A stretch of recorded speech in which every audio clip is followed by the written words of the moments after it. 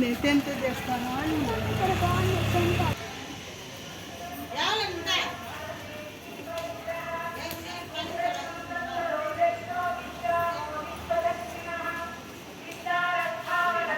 హరే కృష్ణ, అందరికీ స్వాగతం. మన దివ్యదేశ యాత్రలో భాగంగా మనం ఈరోజు పాండవ దూత పెరుమాళ్ సన్నిధిలో ఉన్నాం. పాండవ దూత అంటే పాండవులకి కౌరవులకి మధ్యలో రాయబారానికి వచ్చినటువంటి కృష్ణుడు అనమాట. ఆ కృష్ణుడు ఇక్కడ వేంచేసి ఉన్నారు.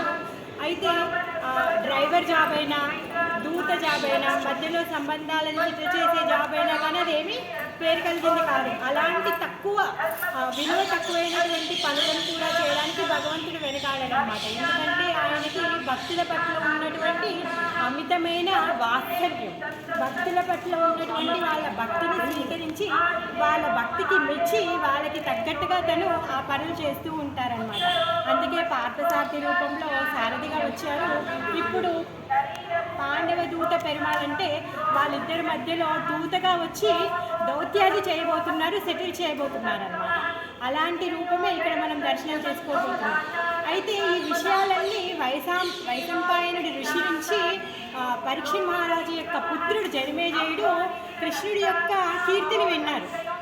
కురుక్షేత్ర యుద్ధంలో విశ్వరూపం దర్శనం చేసుకున్నారని, ఇక్కడ పాండవ దూతగా వచ్చినప్పుడు విశ్వరూప దర్శనం చేసుకున్నారని, ఇవన్నీ విషయాలు విన్న జనమేజయుడికి భగవంతుడి యొక్క అతి పెద్ద కాయంతో ఉన్నటువంటి ఆ రూపాన్ని దర్శనం చేసుకోవాలనే ఉత్సాహము, కోరిక కలిగిందనమాట.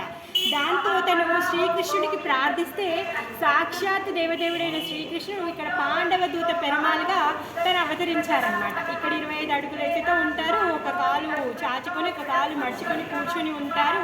పాండవ దూత పెరుమాళ్ యొక్క దర్శనానికి మనం వెళ్తున్నాం. హరే కృష్ణ. పాండవ దూత పెరుమాళ్ యొక్క రాజగోపురం. ఇక్కడ సుదర్శన చక్రం, ఆల్వారుల యొక్క సన్నిధి. ముందు వైపు సుదర్శన చక్రము, వెనక వైపు నరసింహస్వామి ఉన్నారు.